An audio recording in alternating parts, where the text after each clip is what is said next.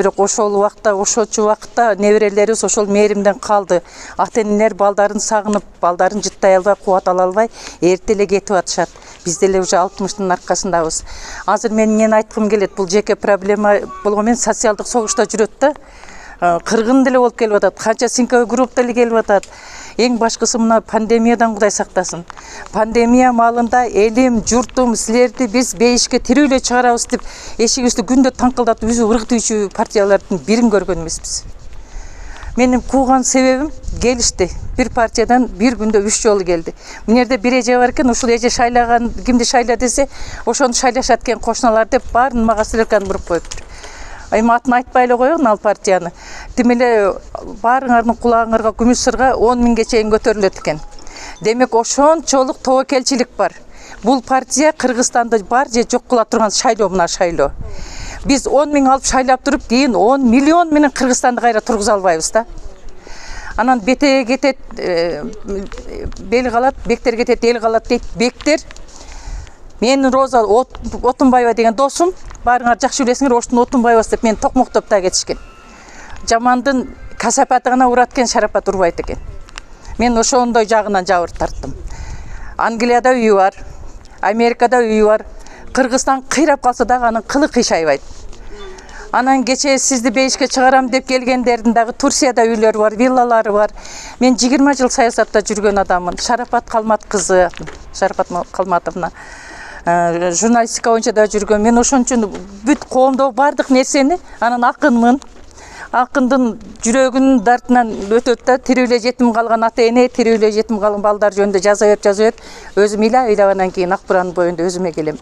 Ошон үчүн азыр 100 миң берген күндө дагы демек биздин башыбызга жетиш керек. Ошончолук 100 миң берип атса, 100 сом бирөөдөн сурасаң чыкпаса, демек эртең кайсы күн пут алдыбыздан жер кетет да. Ошонун акысын берип атабыз. Анан жанагы ала бергиле, бирок шайла бергиле дегенге мен каршымын. Себеби мен саясатта жүргөнүм үчүн көрдүм, шайлоолордо да иштегенмин. Акчасын берген адам аркасынан адам коюп коет.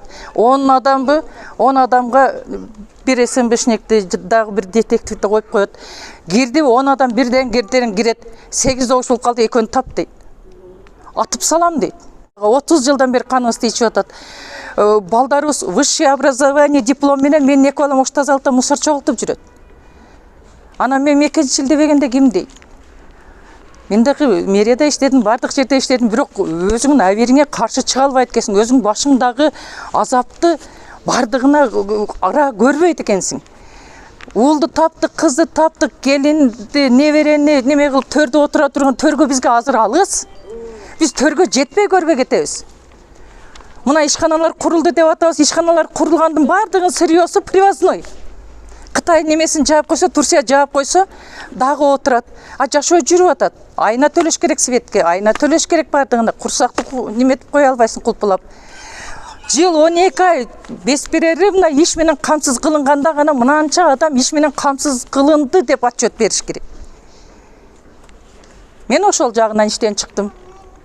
Приписка, кошумча неме, алар ушундай бир жаннатты куруп койгон болсо, ошончо 271 ири ишкана курулду деди Мукамбет Калы Абылгазиев.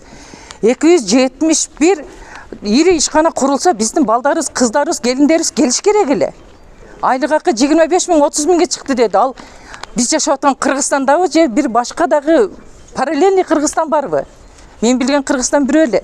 Жумушсуздуктан, айла жоктон кетип атышат. 4 миңден 15 миңге чейин айлык Кыргызстанда. Ошо 4 миңден 15 миңге чейин айлык тапкан адам качан үйлүү болот? Анда үйлүү болбойт. Үйлүү мал жандуу кичине ошо Россиядан келгенде гана үй алып атышат. Ошо жаңы үй, мынандай этаж үйлөрдү алганды кыдырсаң, неметсеңер, сураштыра келгенде мен опрос кылдым. Оштогу турмуш үйгө зар, немеге зар адамдар 25 гана пайызын түсөт, 75% приезжийлер. Алар деле Кыргызстандан жараны, бирок жергиликтүү калк дагы эле баягы тамарканын аркасында эле кысылып калып атабыз. Бизге бирөөнүн 10 сомунун да кереги жок, 10 миңин да кереги жок, 100 миңин да кереги жок. Биздин жашообузду жаркын кылып, эртеңкиге үмүтүбүздү жандырсынчы. Башка эч нерсенин кереги жок. ишканаларды ошол жыл 12 ай болуш керек. Анан кийин жөн эле күлдөтүп эле согумга сойчудай букадай күржүп киросого батпай калчудай болуп отура берип кайра мен ошол жерге барам деп жутунгандар эч качан мен эл үчүн кызмат кылайын деп барбайт. Ал ошо токсикоз болуп калды, ошого аллергия болуп калды. Андан башка жакка барса жашоо жоктой сезилет. Акыркы немесин болсо да барып, мына мушташ чыкты кече көрдүңөр, 3000 азыр берем, шайлоодан кийин дагы 3000 аласыңар. Канчага чейин көтөрсө ошого бардыгына да мына бизде жаштар баратат дейт. Жаштарды изилдедим. Ошол эле карчкырлардын балдары экен. Ошол эле карчкырлардын кызы экен. Ордун алмадан сум өзгөрбөйт. Аркасында баягы карчкыр турат, ал өзүнүн уставын жаттатат. Берген чай намеси менен. Кыскасы ата-энелер, тай-энелер, мэрдеги чоң энелер, тай-аталар, чоң аталар, ушу балдарыбыз кашыбызда жүрсүн, өлсөк топурабыз салсын, балдарын бооруна басып, мээримге тойгузуп чоңойтушун. Биз ата-эненин койнунда чоңойгонбуз. Союздун балдары ошон үчүн көкүрөгүбүз толо. Биз мээримди көрдүк. Мен атам иштен келгенде жууна электе барып жыттайт элем.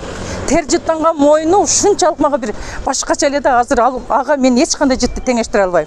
Жууса ал жыт жок болуп калат эле. Темир уста болуп иштейт эле атам. А менин неберелерим ал жыттан деле жат болуп калды да. Ошол себептен ушул шайлоо эмне үчүн туура айтты Бакыт. Эмне үчүн азыр 10 миңге чейин чыгарат? Керек болсо андан да чыгышы мүмкүн. Себеби алар элдин канын соруп, келген жардамдарды чөнтөккө солоп шайлоого деп басып койгондор. Ошону менен өзүбүз атат дагы, эртең башыбызга иш түшсө, кечегидей Белоруссияда болуп неме болсо, алар жанакы чет жердеги үйлөрүнө кетип калат. Азапты тарткан биз дагы 10-20 жыл аркага кетебиз. Ошон үчүн ушул 5 миң береби, 10 миң береби.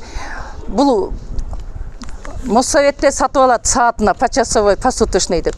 Биз андай эмеспиз да. Биз чыныгы атанын беделинен түшүп, чыныгы эненин жатынынан чыккан кыргыздын накта кулундарыбыз да. Ошон үчүн үнүн сатканда сойку, денесин сатканда эле сойку. Жүрөк менен кеңешип, ушу эл деп бечара сыздап канча жылдан бери кескилешти, баласын ДТП кылышты, ата-энеси өтүп кетти. Ушул балабыз ошол жерде куурап кете турган болсо, биз андай эл эмеспиз. Биз адам эмеспиз. Биз сатылма товарбыз.